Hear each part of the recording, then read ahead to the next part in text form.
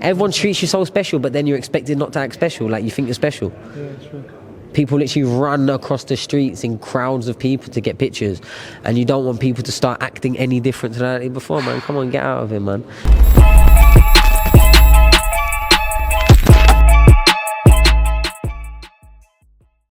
Pro boxing fans, we're here in Birmingham. Sonny Edwards, you do like to entertain, and once again you did entertain on that press conference. Talk to me about that crowd. It seems to be all right. They seem to like you. Yeah, man, I'm cool in Birmingham, man. Like, I've got genuine friends here that might not be making no noises, yeah, but the people that are from Birmingham know who they are. You know what I'm saying? I've got friends, man. I'm good here. Ain't no one gonna bother me up here. And yeah, I like Birmingham, man. I spend a lot of time here, more than people think, just because I don't tell everyone all the time. You know what I mean? Fair enough. I did speak to Galal just about 10 minutes ago, and I said to him, them sparrings, was it good for both of you? Because it seems like, you know, when it comes to elite fights, you're the only two in the UK.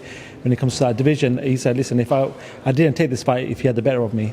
So it must have, well, just talk to me a little bit about the sparring. Was it just competitive, good sparring, good skill sets? It's mad because they didn't want this fight. They was made to take this fight.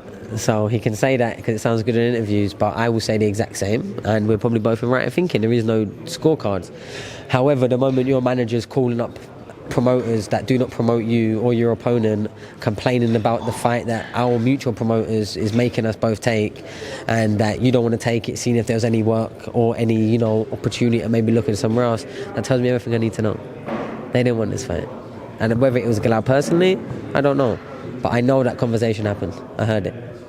Can I ask you, in your eyes, in your head, do you feel like this fight may be a bit too early for Galal, or do you feel like he's been pushed in the right way in his career? Nah, I think they were more looking to like sort of rinse out his contract a bit more, management-wise, and I just think that matching were nope, we're not paying you whatever 125, 150, 175, 175, whatever it was, we're not paying you that to fight in a nobody fight. We're not doing it no more, so here's the fight. Bear in mind, I didn't get no option of no other fighter, so understand that. I got Curiel, fought him, and then it was straight into Galal. I didn't get no other mention, no other opponent name, not a list, pick one of three, nothing. You're fighting Galal, sound. 2-minute conversation with me, not even that. Sweet. 4 months for them. Why? I don't know. I do want to ask you, because obviously flyweights probably don't get as much sparring as you would abroad. Did you ever think, or have you ever thought in your career to maybe set up camp abroad and, you know, be out there for a good couple of months? Yeah, 100%. I've spent a lot of time travelling with boxing. I try and go to a gym every time I go anywhere, for anything, ever.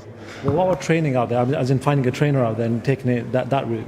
Yeah, maybe. It's just, things for me have to happen organically, man. I need to know someone. Final one for myself, just a quick one on your friend Anthony Joshua, obviously against Daniel Dubois. Listen to Carl Froch talk about the fight, somebody who's been there and, you know, been in the big occasion. He said maybe AJ's got mental scoring, maybe his punch resistance has gone from the Andy Ruiz fight and some of the losses from that. Do you see that from AJ? I mean, what I see, what I don't see, who knows? AJ's a friend of mine, a tremendous fighter. He's broke barriers and boundaries time and time again, set records in boxing, brought attention to the world of British boxing. Yeah, man. I'll ask you or anyone, the level of fame that we perceive Anthony Joshua, yeah? You know, every one of every 3 buses that drive past, you see his face. On bus stops, on posters, on advertising, on TV channels. Like, that level of fame in this social media world where someone's got access to giving him their opinion at 24/7 days notice. How would your brain react over that career? A lot of pressure. Everyone treats you so special, but then you're expected not to act special. Like, you think you're special. Yeah, that's true. People literally run across the streets in crowds of people to get pictures, and you don't want people to start acting any different than they did before, man. Come on, get out of it, man. It's hard. It's a hard space to be in when you feel like the whole world's watching. He is the poster boy. He is the one that sort of opened up doors. I think the heavyweight division was sort of dead for a long time for Anthony Joshua, opening it back up. I do want to ask you about Daniel Dubois then, in that case. Do you feel like he mixes it well with the top two, Fury and Usyk? Well, he's been in with Usyk and he could have won. I don't think that was a low shot. I think Usyk got a lucky way with that one. He was down and he was wincing in pain, and he wouldn't have got up at 10 if he had to.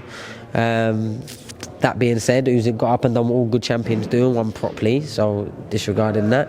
And yeah, Usyk beat Fury, so right now we should be talking about Usyk.